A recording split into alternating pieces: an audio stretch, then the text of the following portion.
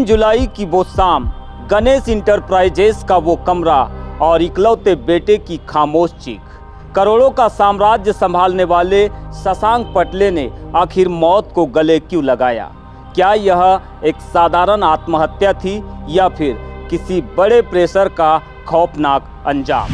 3 जुलाई को मेरे बेटे की डेथ हुई थी। उसके बाद पुलिस प्रशासन कुछ ध्यान नहीं दे रही है। 8 महीने बीत चुके हैं, 255 दिन गुजर चुके हैं, लेकिन बालाघाट पुलिस के सर्च इंजन को शशांक पटले के आईफोन में मौजूद मिस्ट्री को सुलझाने में सफलता नहीं मिली है। आज जब पवार समाज के जिला अध्यक्ष ने शशांक पटले के घर पहुंचकर हुंकार भरी, तो न्याय की उम्मीद को नया रास्ता मिला है। आखिरकार ये पूरा मामला क्या है? चलिए विस्तार से दिखाते हैं आपको विजिट मीडिया की ये विशेष खबर।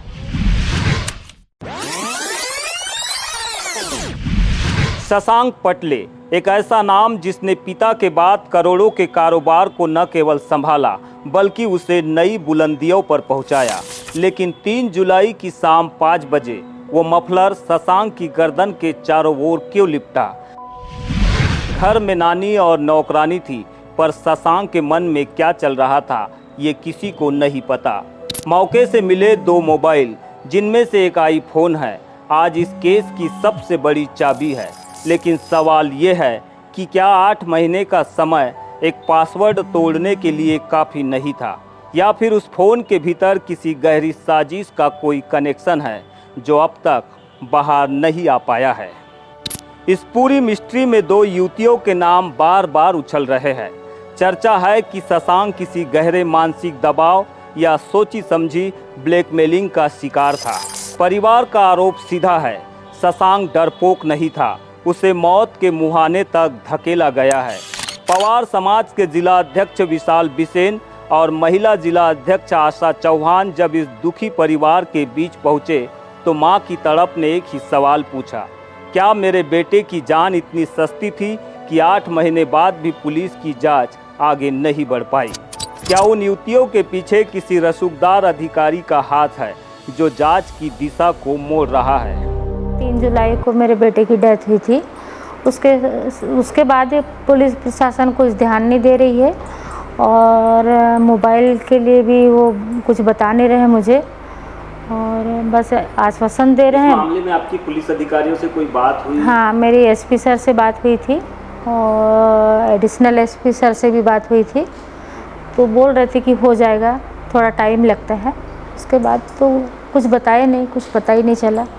अब तक क्या क्या मांग की थी पुलिस प्रशासन बस से? मांग के प्रशासन से मांग की थी कि जो यानी लड़कियों का क्या बयान है, क्या है, क्यों मेरा बेटा तो ऐसा था ही नहीं, लेकिन इतना बड़ा कदम कैसे उठाया, तो उसकी जानकारी तो मुझे चाहिए था, लेकिन अभी तक के पुलिस प्रशासन की ओर से मुझे कोई भी जानकारी नहीं दिया गया।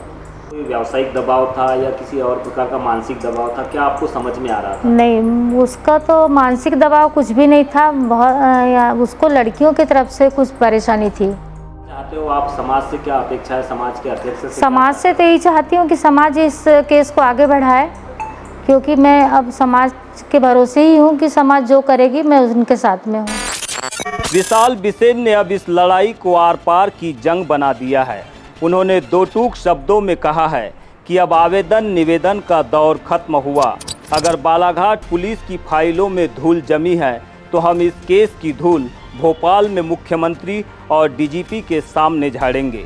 समाज की मांग स्पष्ट है, अगर स्थानीय जांच में कोई आड़े आ रहा है तो इस मामले को सीबीआई के हवाले किया जाए।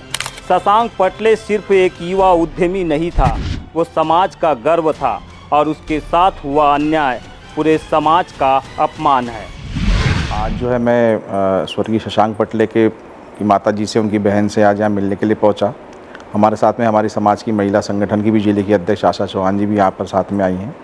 देखिए, शशांक समाज का बेटा था, समाज का उभरता हुआ युवा उद्यमी था, और कहीं ना कहीं हमारे समाज के युवाओं के लिए एक प्रेरणा स्रोत था। जिस तरीके से उसने अपने पिताजी के जाने के बाद उनके व्यवसाय और कारोबार को और उनके आदर्शों को अपनाते हुए इस क्षेत्र में अपनी पहचान बनाई थी, तो कहीं ना कहीं हमारे समाज का एक होनहार रत्न हमारे बीच से चला गया। किन कारणों से गया, वो कारण आज दिनों तक स्पष्ट नहीं हुए हैं। मैं बतौर पवार समाज के जिला अध्यक्ष इस दबाव को भी समाज की ओर से महसूस कर रहा हूं कि हमारा समाज और जिले का प्रबुद्ध जन यह जानना चाहता है कि आखिर शशांक जैसे युवा ने आत्महत्या जैसा कदम क्यों उठाया, आखिर क्या है इसके पीछे कारण। और आज जब हमने उनकी माताजी से बात की, उनकी बहन से बात करी, तो हमें बहुत सारी ऐसी बातें पता चली जो हमें पता ही नहीं थी कि भाई ऐसी भी बातें पीछे हुई हैं। कुछ बच्चियों के नाम सामने आ रहे हैं, कुछ युवतियों के नाम सामने आ रहे हैं, कुछ पुलिस अधिकारियों के नाम सामने आ रहे हैं। मतलब कहीं ना कहीं अब ऐसा लग रहा है कि उसने आत्महत्या का जो कदम उठाया वो किसी दबाव में उसने ऐसा कुछ किया है। तो हम और हमारा पूरा समाज, पूरा पवार समाज यह चाहता है कि इस दुखियारी माँ को न्याय मिले। उस बच्चे के साथ जो घटना घटित उसने किया उसके पीछे क्या कारण थे वो सच सामने आ सके। पुलिस प्रशासन सुचारू तरीके से क्यों जवाब नहीं दे रहा है, क्यों माँ को बता नहीं रहा है, उनकी बच्चे की बहन को क्यों नहीं बता रहा है कि भाई क्या कारण थे। ये बहुत सारे सवाल ऐसे हैं जिसको लेकर जो है मैं यहाँ पर मैं आज आया हूँ, मैं इनसे मिला हूँ, मेरे दिमाग में ये सब चीज़ें हैं। और निश्चित जो है कहीं ना कहीं प्रशासन की कार्यप्रणाली अब हमें संदेहास्पद लग रही है। हमारी बहन जी से चर्चा भी हुई है, शशांक की मम्मी से चर्चा हुई है और 6-7 महीने का समय गुजर चुका है, 8 महीने का समय गुजर चुका है। मेरे ख्याल से काफ़ी लंबा समय हो गया। प्रशासन को जल्द से जल्द इसका खुलासा करना चाहिए और अगर नहीं करता है तो अब हम सामाजिक स्तर पे इस मामले को भोपाल तक लेके जाएंगे। और हमारी बहन जी से चर्चा भी हो गई है और ज़रूरत पड़ी तो हम मतलब इस गृह मंत्री से मिलेंगे, मुख्यमंत्री महोदय से मिलेंगे और इस मामले में डीजीपी से मिलेंगे और निष्पक्ष जाँच की और जो फैक्ट एंड फाइंड्स हैं, जो सच है वो सामने आए, इसके लिए हम पूरा प्रयास। शशांक पटले की मौत का रहस्य सिर्फ आईफोन में नहीं बल्कि पुलिस की मंशा में छिपा है।